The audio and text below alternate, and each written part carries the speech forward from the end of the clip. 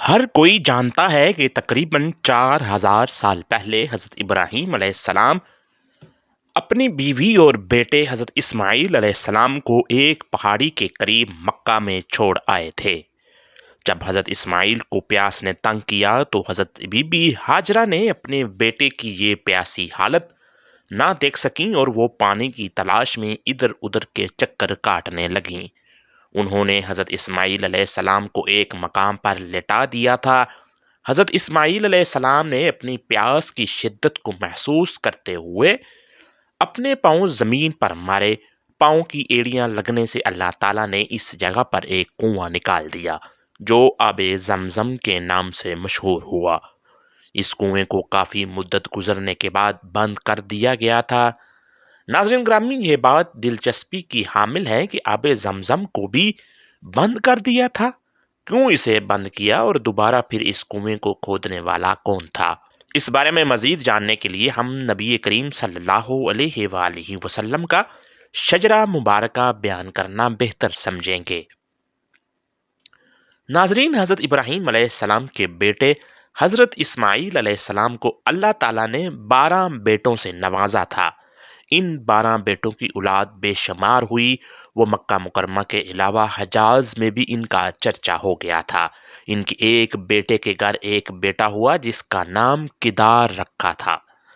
ان کو اللہ تعالیٰ نے ایک بیٹے عطا کیا جس کا نام عدنان تھا۔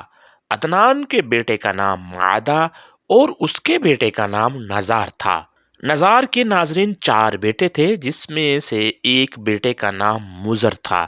مزر کی نسل میں سے قریش بن مالک کو جنم دیا گیا۔ یہ فہر بن مالک کے نام سے مشہور ہوئے۔ قریش کی بے شمار اولاد ہوئی جو کافی قبیلوں کے اندر پھیل گئی تھی۔ ان کی اولاد میں سے ایک بیٹا قصہ بہت ہی مشہور ہوا جس کے 3 بیٹے تھے۔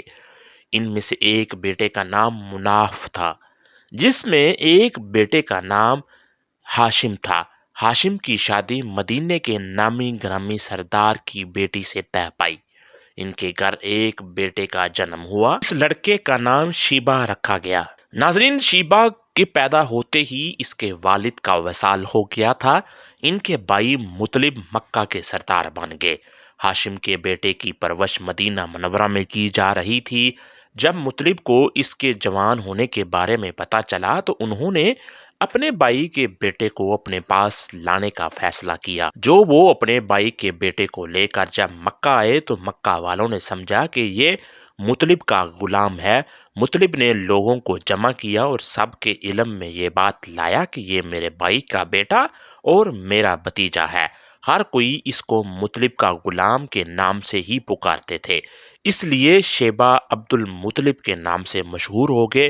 اس سے معلوم ہوتا ہے کہ ہر کوئی شیبہ کو عبد المطلب کے نام سے بلانے لگا۔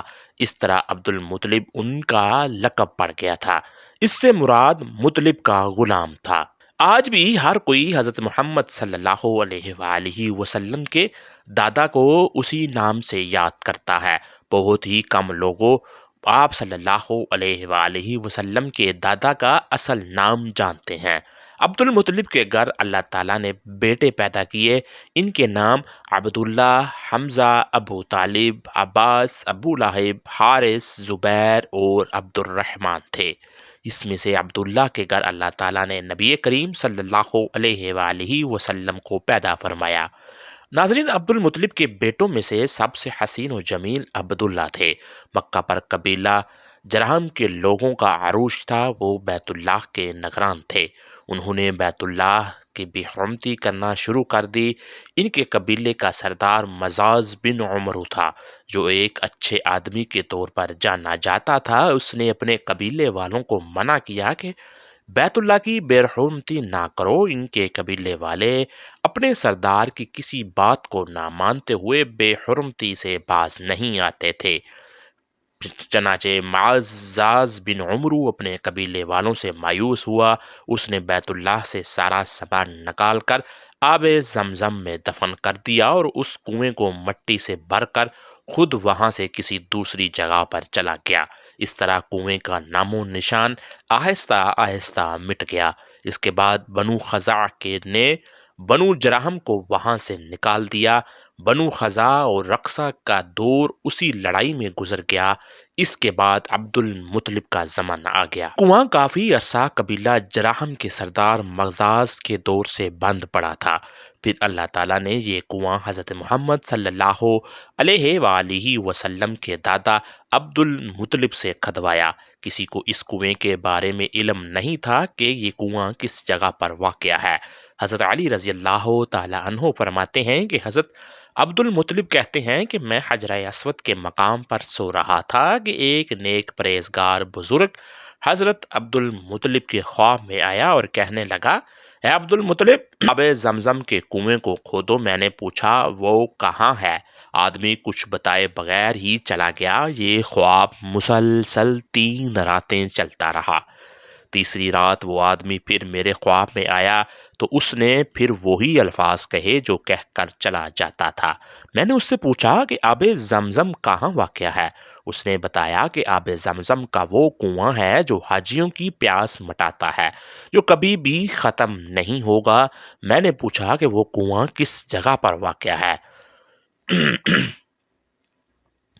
اس نے کہا جس جگہ کوڑا کرکٹ پڑا ہوا ہے، اس کوڑے کے گرد خون ہے، ایک کوا اس خون کو اپنی چونچ سے کھا رہا ہوگا۔ کنواں اس جگہ موجود ہے۔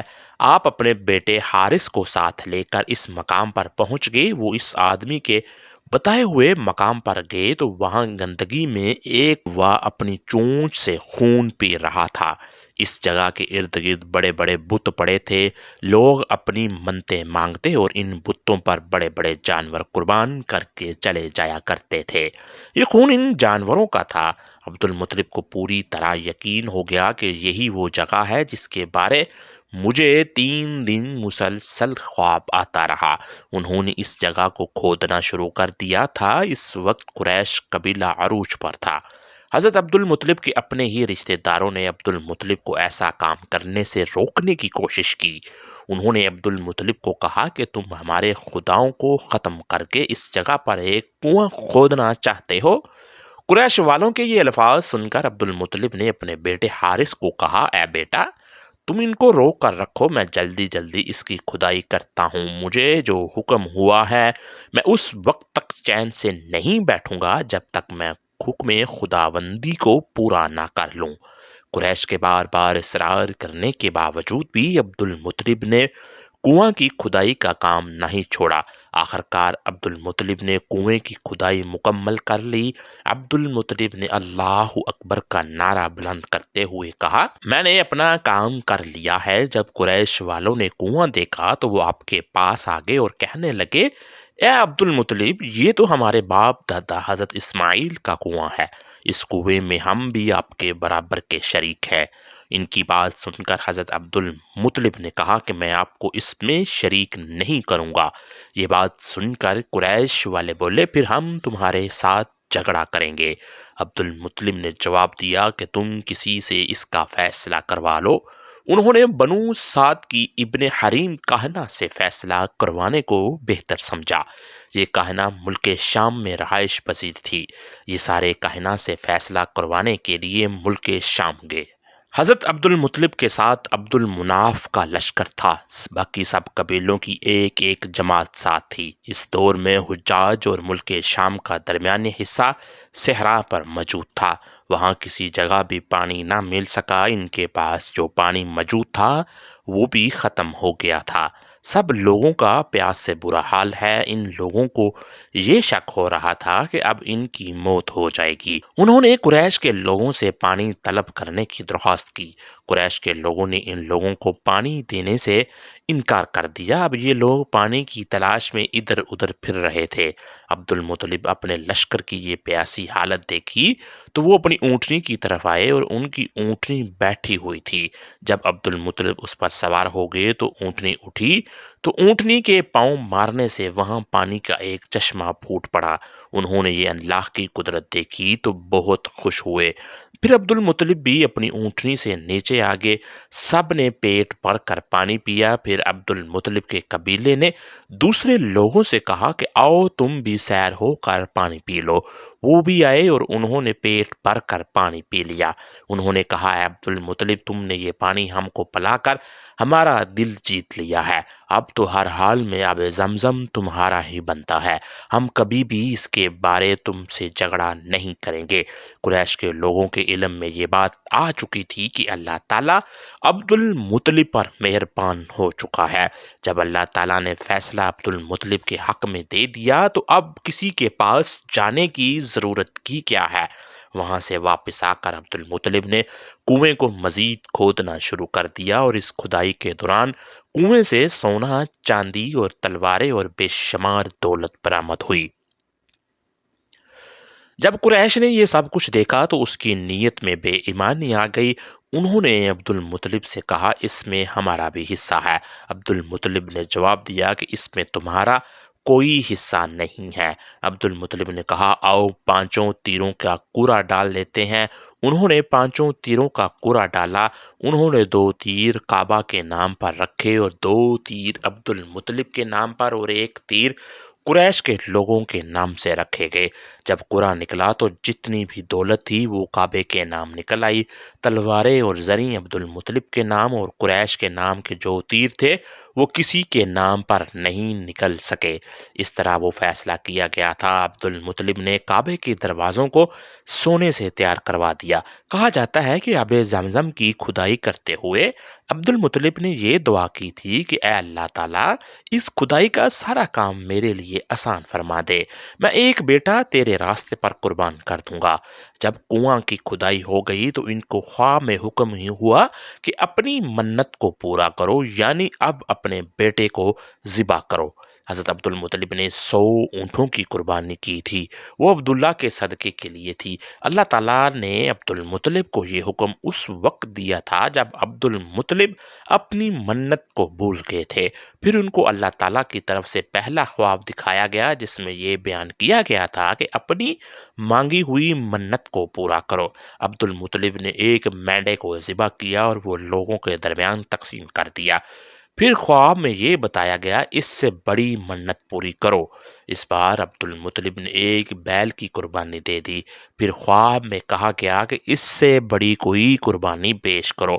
پھر انہوں نے ایک اونٹ کو اللہ تعالیٰ کی راہ میں قربان کر دیا۔ پھر ان کو خواب میں کہا گیا، اس سے بڑی قربانی دو۔ عبد المطلب نے دریافت کیا کہ اس سے بڑی قربانی کیا ہے، تو ان کو بتایا گیا، اپنے بیٹوں میں سے کسی کو ذبح کر دو، جس طرح تو نے کنویں کی کھدائی کرتے ہوئے کہا تھا۔ اس طرح عبد المطلب کو اپنی منت یاد آئی۔ انہوں نے اپنے سب بیٹوں کو جمع کیا اور پوچھا کہ میں نے فلاں وقت یہ منت مانگی تھی، اب اللہ تعالیٰ مجھے اپنی منت پوری کرنے کا حکم دے رہا ہے۔ اب مجھے آپ بتاؤ کہ میں تم میں سے اپنے والد کی منت کو پورا کرنے کے لیے کون قربان ہونا چاہتا ہے؟ عبداللہ نے اپنے باپ کو کہا، ہے ابا جان، میں حاضر ہوں۔ اللہ تعالیٰ کی راہ میں قربان ہونے کے لیے آپ کا جو جی کرتا ہے اور جس طرح ذبح کرنا چاہتے ہیں، میں حاضر ہوں۔ عبد المطلب بھائیوں میں سے سب سے چھوٹے تھے۔ عبد المطلب عبداللہ سے بے حد پیار کرتے تھے۔ انہوں نے بچے کو قربان کرنے کے لیے قرعہ اندازی کرنے کا فیصلہ کر لیا۔ جس بچے کا نام پر قرعہ نکلے گا میں اس کو ذبح کرنے کے لیے اللہ تعالیٰ کے ہاں پیش کر دوں گا۔ جب قرعہ نکلا تو عبداللہ کا نام آیا۔ عبد المطلب نے عبداللہ کو اللہ تعالیٰ کے ہاں کو ذبح کرنے کے لیے زمین پر لٹایا تو بھائیوں نے مل کر اپنے والد سے بائی کو کھینچنا شروع کر دیا۔ اس کھینچاتانے میں عبداللہ کے جسم پر بے شمار زخم آ گئے تھے۔ یہ داغ مرتے دم تک عبداللہ کے جسم پر موجود رہے تھے۔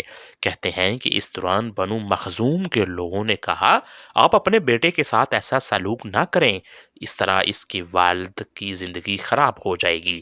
آپ اپنے خدا کی رضا کے لیے اپنے بیٹے کو قربان کر رہے ہیں، آپ کو چاہیے کہ اس کا فدیہ ادا کریں۔ اس کا فدیہ مقرر کیا گیا، ایک کاغذ کے ٹکڑے پر 10 اونٹ لکھ دیے جائیں اور دوسرے کاغذ کے ٹکڑے پر عبداللہ کا نام درج کر دیا جائے۔ دیکھتے ہیں قرہ کس کے نام نکلتا ہے۔ اگر قرہ عبداللہ کے نام آتا ہے تو 10 اونٹوں کو مزید اضافہ کر دیا جائے۔ عبد المطلب نے ایسا ہی کیا، ہر بار عبداللہ کا نام نکلتا جاتا تھا۔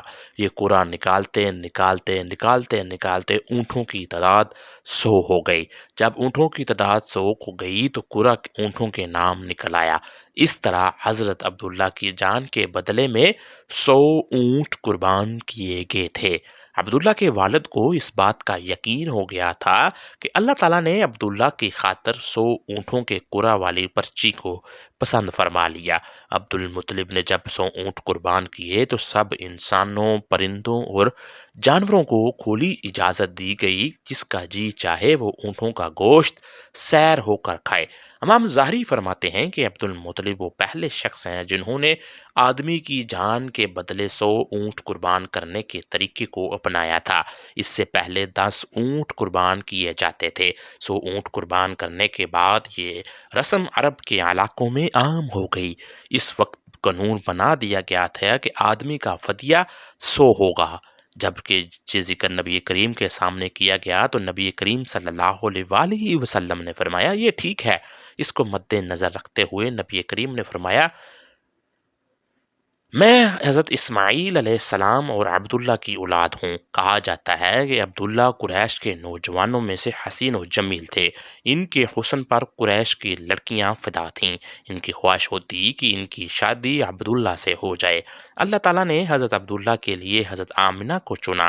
حضرت آمنہ وہب بن عبد المناف بن زہرا کی بیٹی تھی۔ عبداللہ کی شادی 18 سال کی عمر میں ہوئی تھی۔ عبداللہ اپنے والد گرامی کے ساتھ شادی کے لیے جا رہے تھے کہ راستے میں ایک عورت کعبے کے پاس بیٹھی ہوئی تھی۔ یہ ایک خاتون ورقہ بن نوفل کی بہن تھی۔ ورقہ بن نوفل قریش کے ایک جانے مانے عالم تھے۔ ورقہ بن نوفل سے ان کی بہن نے سنا تھا کہ آخری نبی صلی اللہ علیہ وآلہ وسلم زمین پر رونما ہونے والے ہیں۔ ان کی نشانیوں میں سے ایک نشانی یہ بھی ہے ان کے والد کے چہرہ مبارک سے نور چمک رہا ہوگا۔ ورقہ بن نوفل کی بہن نے جب عبداللہ کو دیکھا تو اس نے ذہن میں یہ بات آئی کہ یہی آخری زمان نبی کے والد ہوں گے۔ ورقہ بن نوفل کی بہن نے کہا اگر تم مجھ سے شادی کرتے ہو تو میں تم کو اتنے ہی اونٹ دوں گی جتنی تیری جان کے بدلے میں تیرے باپ نے قربان کیے تھے۔ عبداللہ نے جواب دیتے ہوئے کہا میں اپنے والد کرامی کی بہت عزت کرتا ہوں۔ میں ان کی رضا میں راضی ہوں گا۔ جہاں وہ کہیں گے میں اسی جگہ شادی کروں گا۔ آخرکار ان کی شادی حضرت آمنہ سے ہو گئی۔ اللہ تعالیٰ نے حضرت محمد صلی اللہ علیہ وآلہ وسلم کے آباء و اجداد کی شان دنیا کے سب انسانوں سے نرالی رکھی ہوئی ہے۔ اللہ تعالیٰ سے دعا ہے کہ ہم نبی کریم صلی اللہ علیہ وآلہ وسلم کی سنت پر عمل پیرا ہونے کی توفیق عطا فرمائے۔ آمین ثم آمین۔